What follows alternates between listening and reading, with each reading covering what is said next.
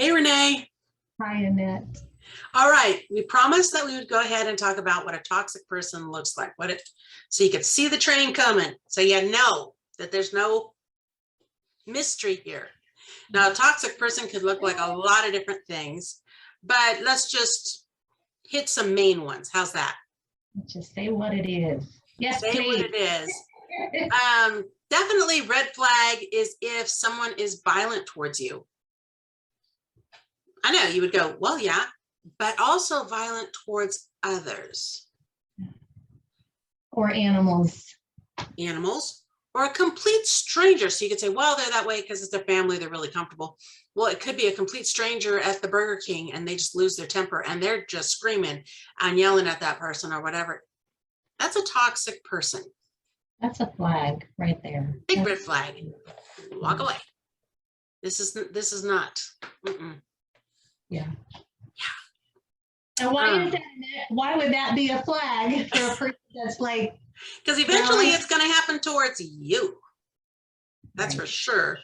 Right. Plus, you don't need that fear going on or stress going on in your life. And that person needs some help. Distrustful. If they're constantly distrustful or jealous of you, then that's a red flag. Why is that, Annette? Why do you think it is that way, Renee? Because you will not be allowed to have relationships with friends. I've seen that. Those that are jealous, those that are in a relationship with a jealous person. Like for me, it was a buddy of mine who was a guy. We were only friends, and every once in a while would talk, just checking in with each other. We were like a brother, sister. But I remember, I think it was him, when he got a girlfriend, it was like our communication was cut off because the girlfriend was jealous. And that's happened recently as well with a guy friend from work. I only called him for car questions when we no longer were work associates, like, hey, I know you know the answer to this. And because the woman was jealous, it had to be cut off. It was just not good for he or I to talk because he was getting all sorts of heat, if that makes sense. Which should have been a red flag for him saying, there's a problem going on. Yeah. And it was definitely a red flag for me seeing the relationship that he's in because of the kind of verbiage that was being used. In the background, so again, it's controlling. It's very controlling. And I know because I'm a very controlling person at times. So heck. We recognize it. I'll admit that. Yeah. That type of thing. Your goals don't align. So you have goals that you're going to go to school, you're going to become a nurse, and yet they have a goal. No, I want to get married and have none of that. We're going to have a lot of children. And if your goals just aren't aligning. So at that time, it's not a good fit, if that makes sense. That could be in a relationship like that, but it also could be in a girl-girl relationship, as in you realizing that it's a toxic relationship if I want to consume your time constantly. So you have goals of having lots of different friends and you've enjoyed that for a long time, but now I'm constantly consuming your time up so that you will focus in on my world and support me in what I do. And that's how I'm using you. And our goals aren't matching up at all. Yeah. I've had that happen.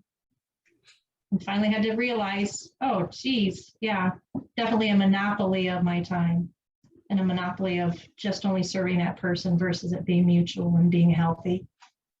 There have been a few relationships where I've had to say goodbye. One, because of even our beliefs being different, because they were out sleeping around on the weekends or trying to get me to come with them and do things. And that's not the world I wanted to be in, not the comfort I wanted to be part of, And so I finally had to actually do that with 2 girlfriends because of the wildness. I could no longer be the buddy that went along and then would be stuck later while they were off doing stuff. that just not the kind of fun I call fun. Your goals just weren't in alignment.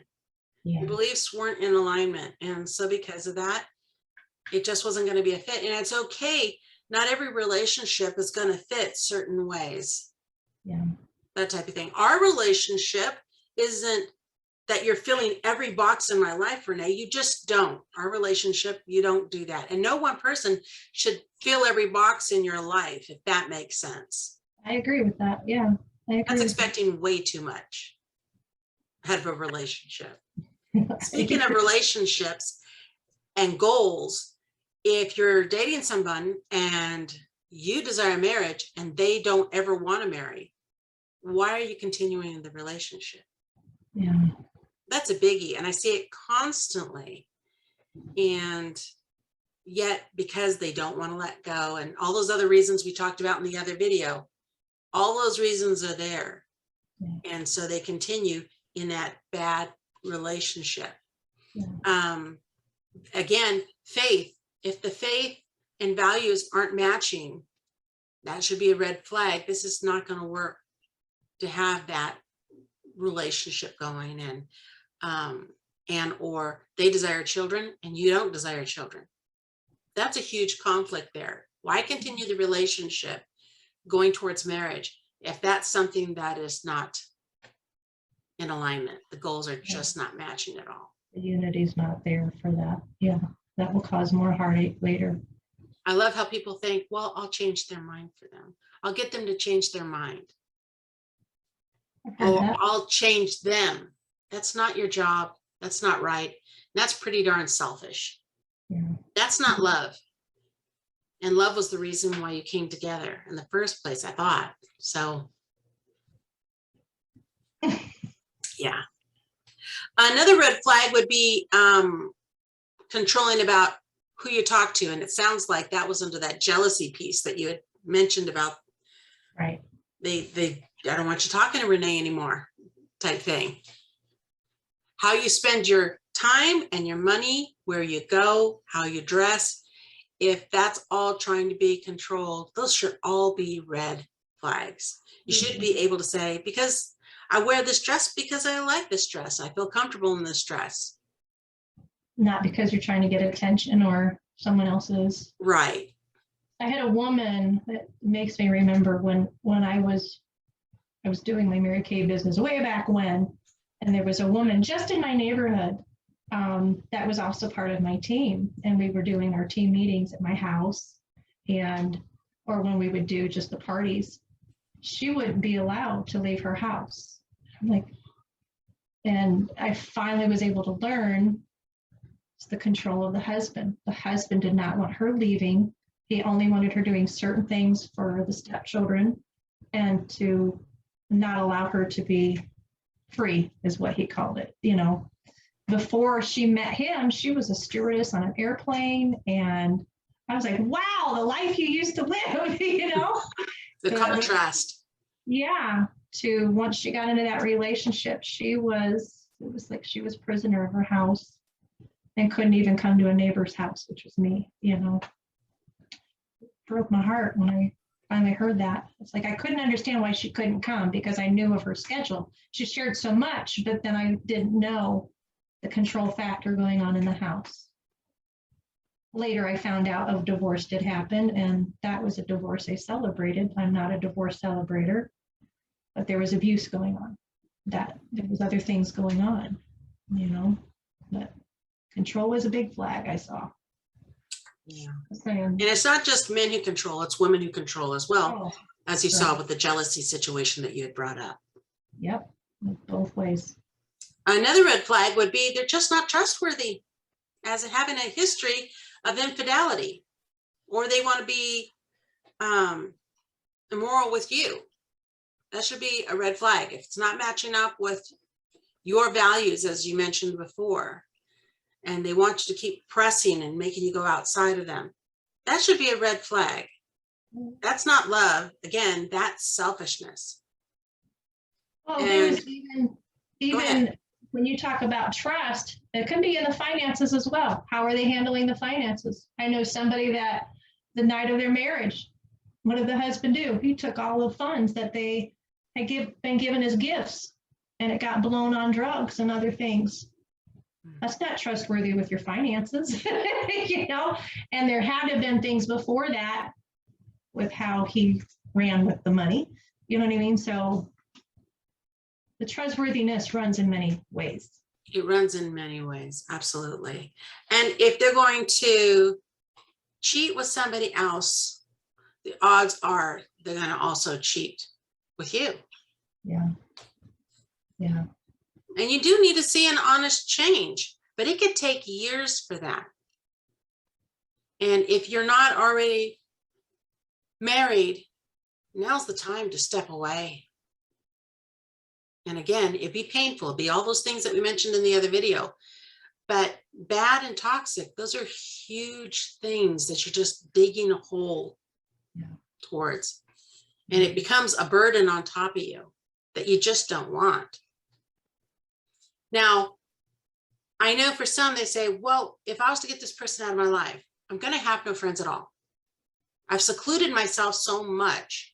All my time is with them, thinking of them, being consumed by them, then I'll have nobody.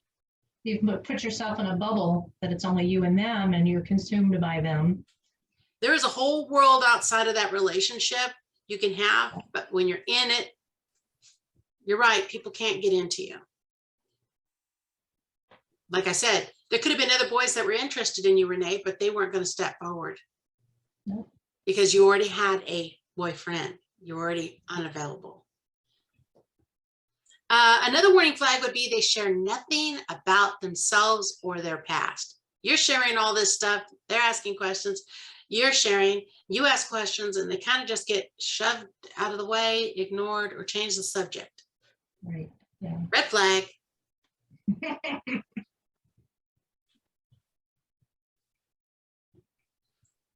Definitely could be a con. It could be a fun. Now, when you look at a relationship, let's just talk about relationships. You ended up in a relationship with somebody. Take a step back and reflect on what's working and what's not. Any of those red flags that we brought up, did they show up? What should you do about it? You can't just ignore it, and you can't say, well, it's just there. We told you there were red flags. We told you that they were toxic. If they're toxic and they're red flags and we're saying they're bad, they are. And to have them be in this relationship that you're starting with somebody, why are you ignoring them? Your why is dangerous for you to say, because I don't want to be alone. That's not a good enough reason. It just isn't anymore. Because you could reach out, we had talked about in the video, to family and friends. You can do different things, and we mentioned that in the other video. I know some women have shared with me is they don't get out because they've already put out. Yeah. Sorry. How does this person make you feel? This person makes me feel special. This guy that you were with in high school that you had mentioned, he made you feel certain ways so that you wanted him to stay in your life. You may not have wanted all the red flags and the bad stuff, but there was some good stuff in there and you wanted those. The kindness when it did happen. Yeah, the attention when it did happen. Okay, so Renee, in the end, what was the deal breaker for you? You said you broke up with him on the phone, but what was the deal breaker for you? I was more sad than happy. I was more miserable than happy in that relationship. That's what I'm remembering. We're talking 30 years ago, but the flags just kept swirling and I couldn't put the flags down anymore. You know, when you're in a bad relationship, sometimes you think you can just dismiss all that, all the negative that you keep seeing, and you just want to focus on the positive. And it was just, I couldn't dismiss it anymore. And I was tired of being sad. So that was a deal breaker for you. Yeah. Because normally you are a very happy person. Yeah. But those were rough years when I was in that relationship. I was not a happy person. The cost was too great. And I think that's important for everybody to figure out is what's a deal breaker for them? And how many red flags did you put up with? And then what would be that deal breaker? There has to be something that would be that deal breaker. Well, what I thought was going to be the deal breaker, I still forgave and allowed him to come back, you know? So I didn't even stick with my original plan of deal breaking, you know? All the things I would have said I would not do, I still did. You know, someone that was suicidal, I still brought him back in, you know? Somebody that kept breaking up with me, well, I kept bringing him back in, you know? Somebody that went and got busy elsewhere, I still let him come back in, you know? Stomped on my dreams, I still let him come back in. Because I had this warped sense of. Your mindset was off. Your self-worth was off. Yes. And I think it's important, if we're going to get into a relationship with somebody, that we have things more back in a better place with us, because then we can offer a relationship more, if that makes sense. Yeah, instead of being unhealthy and your eyes not opened. Absolutely. Yeah. And to start with baby steps. So I know a person, boy, they could only start relationships with men. They just struggle to have women relationships. I know, you know, several people like that as well. And they can only have male relationships and they go really good, but eventually one or two of them end up being a romantic one when we didn't want it to be that way. But for some reason, they find that they just can't go the other way. They can, but it's going to take work. They've gone the easy way, doing something that they know they can do, that they feel more comfortable doing. But they find themselves always in the end in a romantic, physical relationship with the opposite sex. Mm-hmm. So what I'm suggesting is do what's uncomfortable. Yeah, force yourself to go ahead and start relationships and learn what you could bring to the table. Learn that you could bring true friendship to it, true love to it.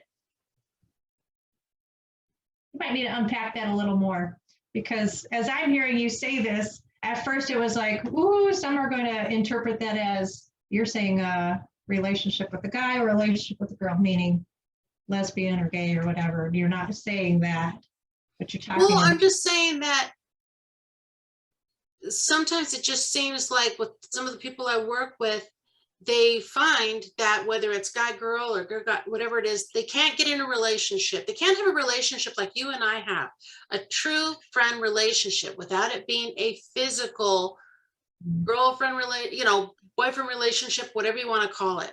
That's true. They can't do that unless it goes and turns into something physical or romantic or whatever it is. That makes sense. And an affair ends up happening or something. And it's just a bad habit that they keep repeating this cycle, and they could learn how to not repeat that cycle. Yeah. It's possible, but they need to go ahead and start over again fresh. And they need help.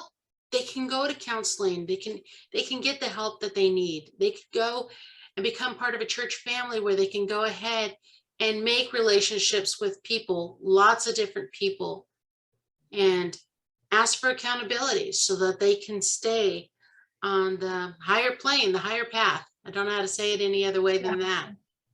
Yeah, and have those friends that are part of that support system, like you had said earlier, either in this one or the other video, just the support system of the friends that are going to help you stay out of the mud that you tend to. Yeah, that you tend to keep going back into with relationships. Absolutely. Right. And they can help you navigate what healthy looks like.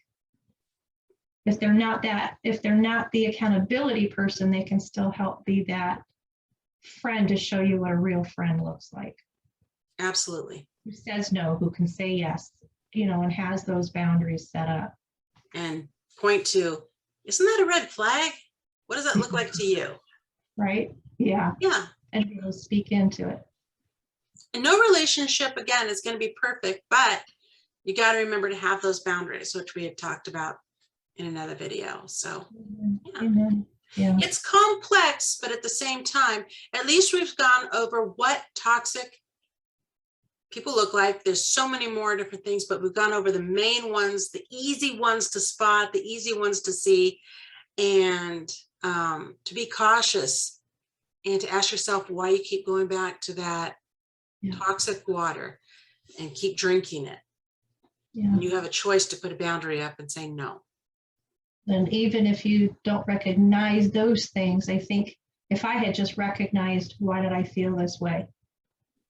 Instead of dismissing the negative feelings, if I had just recognized, ooh, that's an emotional abuse. I didn't know what emotional abuse was. I didn't know what verbal abuse was, and that Yeah, was one. you were young.